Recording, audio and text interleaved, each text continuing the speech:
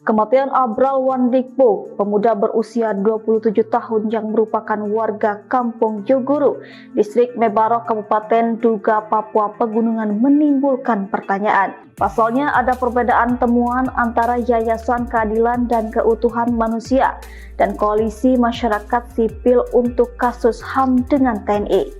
Menurut Koalisi Masyarakat Sipil, tewasnya Abral akibat disiksa dan dibunuh di luar proses hukum atau extrajudicial killing. Selain itu, Abral juga disebut bukanlah anggota kelompok kriminal bersenjata di Papua. Bahkan disebut oleh Koalisi Masyarakat Sipil, korban kerap membantu aparat dalam pembangunan fasilitas bagi masyarakat. Dikutip dari rilis pers di laman Amnesty International pada Minggu 15 Juni 2025, Abral tewas dalam kondisi mengenaskan, di mana jasadnya ditemukan dalam kondisi termutilasi. Diduga Abral adalah korban penyiksaan berat oleh TNI sebelum akhirnya dibunuh. Adapun sebelum dibunuh, korban diduga ditangkap secara sewenang-wenang oleh anggota TNI saat melakukan operasi militer pada akhir Maret 2025 lalu. TNI pun membantah seluruh temuan dari Koalisi Masyarakat Sipil dan YKKMP.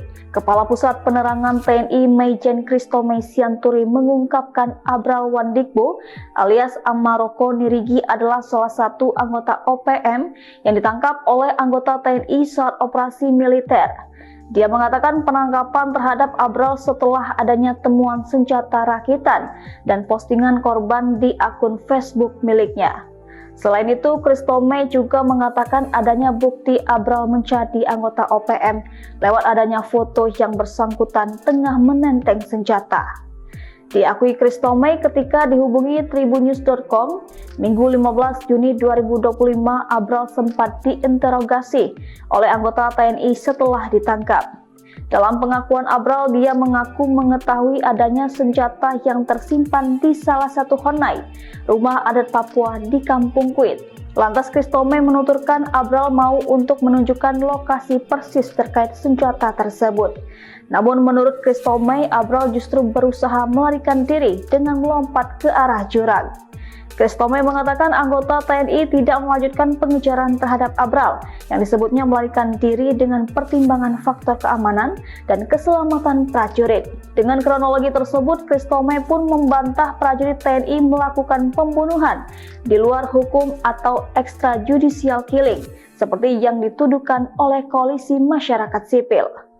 Dia juga membantah bahwa tewasnya Abral dalam kondisi termutilasi adalah ulah dari prajurit TNI.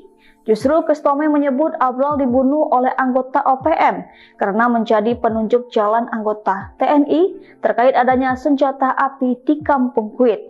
Menurut Kristome, yang janggal adalah jenazah Abral diinfokan ditemukan dalam keadaan telinga, mulut terpotong dengan tangan terikat. Baginya prajurit TNI tidak akan melakukan kebiadaban seperti itu.